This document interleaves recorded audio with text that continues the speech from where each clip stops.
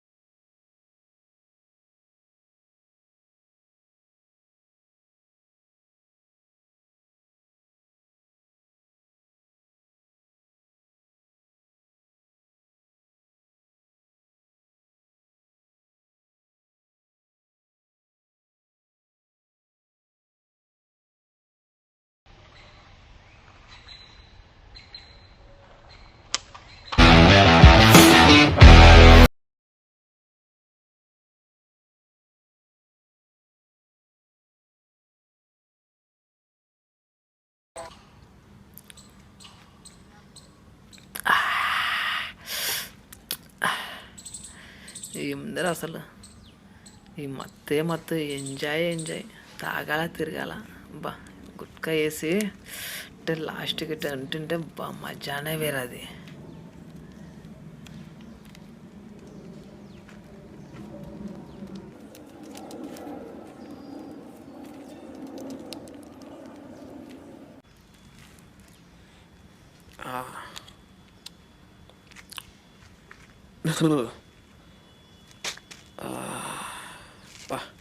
ఇద్దరా మత్తు టొండలు అట్లా దిమ్మ తిప్పాలి. అట్లా ఇంకా కావాలరా ఇట్లాంటిది.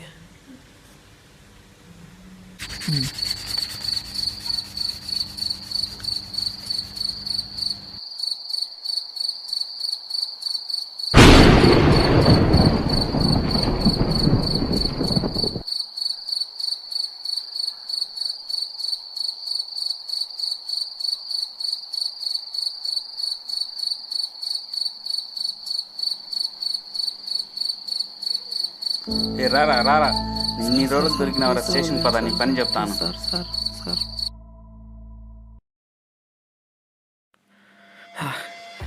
జైలు నుంచి ఇవ్వాలే వచ్చా. ఎలా అయినా మందు తాగాలి. చాలా రోజులైంది ఆ మత్తులోకి వెళ్ళాక. ఖచ్చితంగా రోజు ఎట్లా అయినా తాగాలి.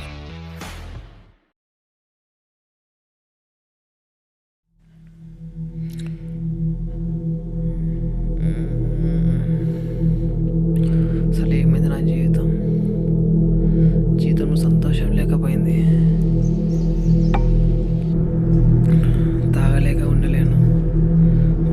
బానిస అయిపోయాను. ఇదేనా నా జీవితం? అంత బాధ, భయం, చిందరవందరం అయిపోయింది నా జీవితం.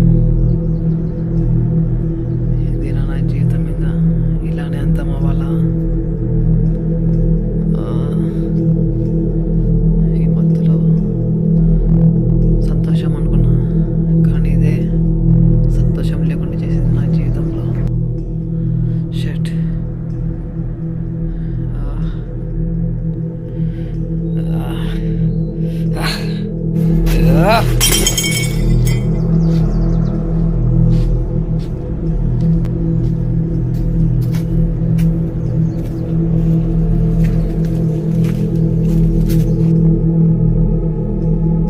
అసలు ఏమైంది నా జీవితం? జీవితంలో సంతోషం లేకుండా పోయింది. నాకు ఈ జీవితం మీద విరక్తి పుట్టేస్తుంది, చనిపోవాలనిపిస్తుంది. ఇంట్లో కూడా సంతోషం లేదు, ఎప్పుడూ అరుచుకుంటా.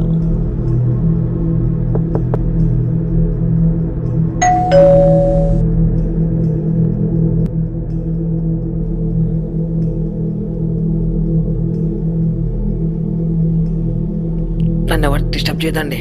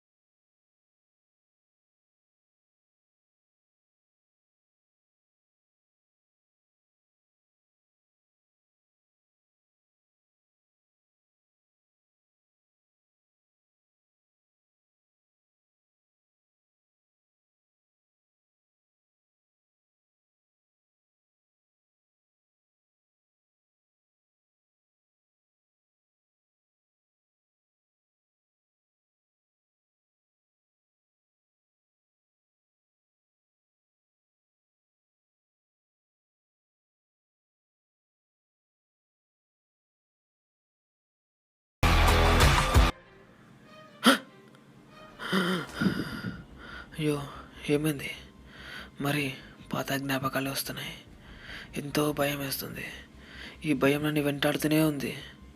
నెమ్మది లేకుండా పోయింది. సంతోషాన్ని కోల్పోయాను. రిలాక్స్.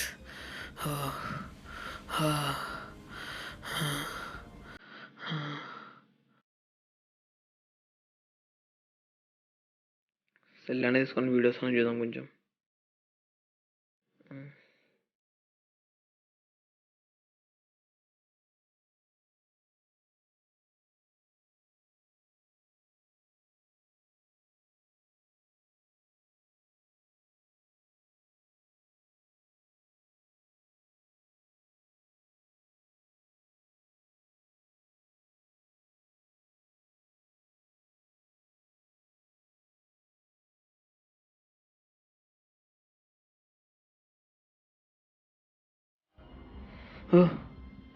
ఈ వాక్యం నాతో మాట్లాడుతుంది. ఎంతో ధైర్యం ఇచ్చింది. అసలు ఎంత ధైర్యం! నాకు ఆదరణగా ఉంది. ఏదో తెలియని ధైర్యం వచ్చేసింది నాలోకి. ఏమైంది ఇంతకు? ఏసయ్యా, ఇన్ని రోజులు నేను గాయపరిచానయ్యా. యేసు, ఏసయ్యా క్షమించేసయ్యా. భయపడొద్దంటున్నావు కదయ్యా. భయం వేస్తుంది, నన్ను కాపాడావయ్యా.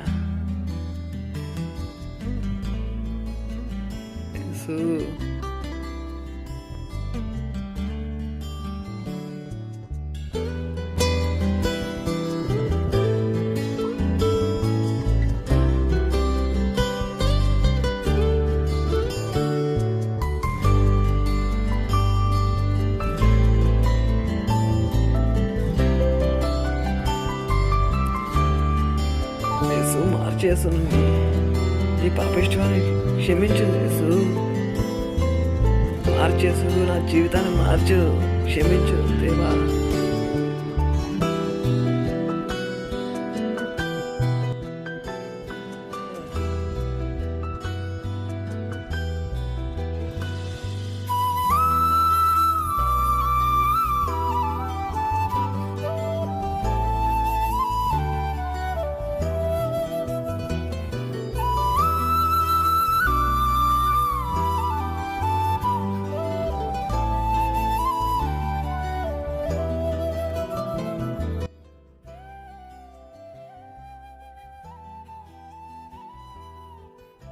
ప్రైజ్లాడ్ ఫ్రెండ్స్, చూసారు కదా ఫ్రెండ్స్ వీడియో, అది నేనే.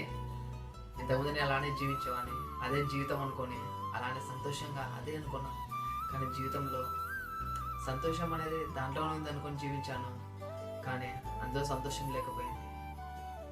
అసలు రాత్రి మొగలు ఇంట్లో వాళ్ళని బాధ పెట్టేవాడని, డబ్బులు కావాలని ప్రతి ఒక్కరిని అడుగుకునేవాడని, ఇంట్లో ఇంకా అనేకమైనవి ఉన్నాయి చెప్పేటివి. వీడియో ద్వారా చూపిద్దాం అనుకున్నాను, కానీ సమయం దొరకలేదు.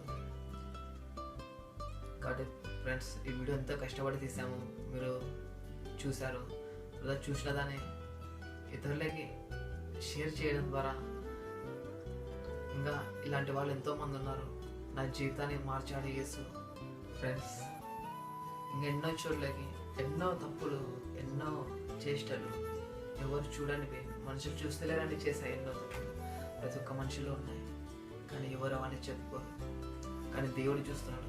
ఈ క్షమాపణ మనం చేసిన పాపాలన్నీ దేవుడు చెప్పినట్లయితే దేవుడు అది క్షమించి వేస్తాడు, మనకి నూతన జీవితాన్ని ఇస్తాడు.